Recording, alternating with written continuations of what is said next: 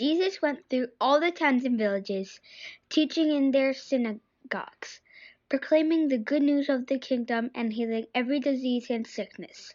When he saw the crowds, he had compassion on them, because they were harassed and helpless, like sheep without a shepherd. Matthew 9:35-36. The word compassion, used in the scripture above, has its roots in the Greek word for bowels. The idea that we could be so moved by the suffering of others as to be internally altered to the point of sickness, to be twisted up inside. In other words, when we see others experiencing the low points of this life, grief, pain, injustice, loss, we too allow ourselves to become low and sit with them.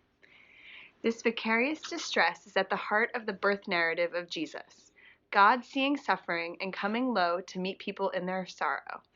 And it would be what marked Jesus' life and ministry.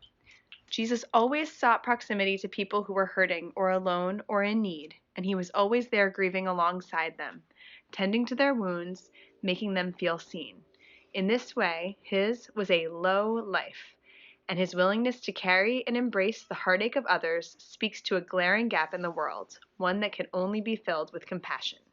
The sheer scale of suffering today can tend to overwhelm us, which is why compassion is in such great demand and why we need to practice empathy relentlessly.